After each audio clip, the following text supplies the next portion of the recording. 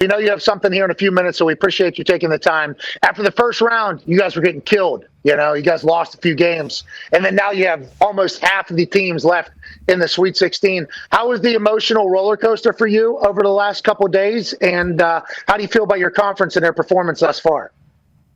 I'll start at the end. It's always nice to break records, so we've done that on the men's side. I think we probably have a chance today. On the women's side, I know in particular you guys are cheering for Oklahoma over Iowa in women's basketball. Shut up! I'll get that one in. Shot right out of the gate. Yeah.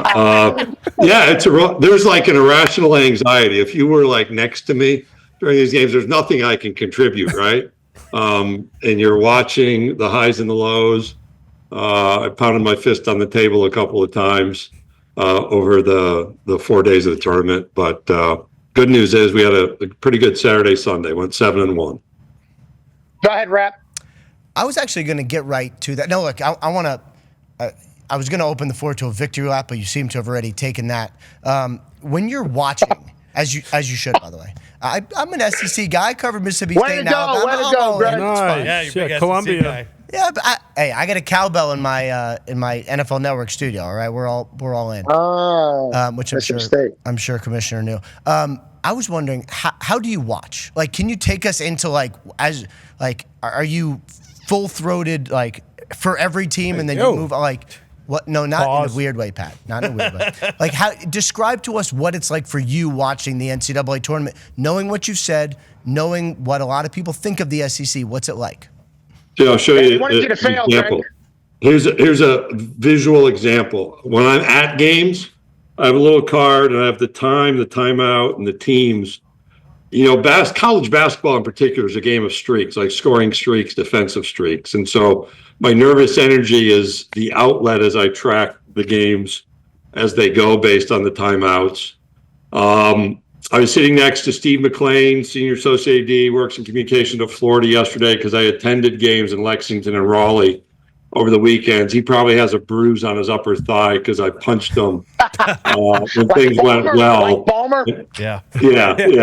Punched him harder when things went poorly. You're sitting at a table where decorum is important. You guys know this from a media perspective. You're all in the media. You can't hear and stand. So I try to manage my emotions under the table. How's that for an explanation? But I track the games. I'm interested in what happens and, fouls that happen. The end of the UConn-Florida game, I went, through both sides of my little note card onto another note card because there were so many reviews and timeouts and moments. Well, Dan Hurley has something to say to you, I assume, and hopefully he'll get a chance. No, not to me. Everybody else, not to me. I'm like the good guy. Definitely to you.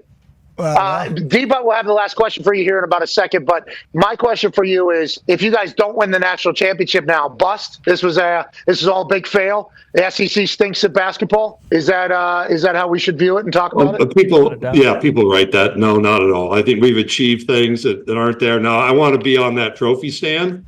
But every one of these games is unique. You guys are competitors. You understand that, right? The ball bounces a different way, bounces off the rim. Funny. Yesterday it fell our way. You want to keep the momentum going. And having 7 of 16, I like our chances. But at this point in the tournament, every one of these teams is a great team. So be fun to watch the games be played. That's reality. You put it at risk. If there's nothing at risk competitively, why would people be interested? The fact that it's competitive and close, that's what's cool. Yeah, there's been a lot of great games. Go ahead, D-Butt. Last question here. Speaking of, obviously the commissioner of the SEC, probably one of the top 3 most powerful men in sports. Something that kind of took over my timeline. I don't know about the rest of the boys here.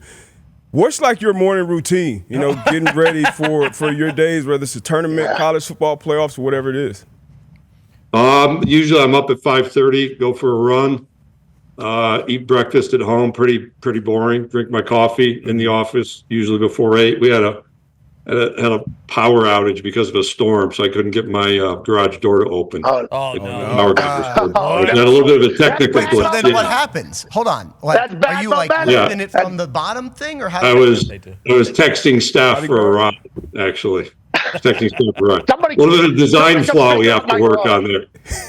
I don't know if this is good TV or not, but that's what happened. So usually I get up and run and and read a little bit.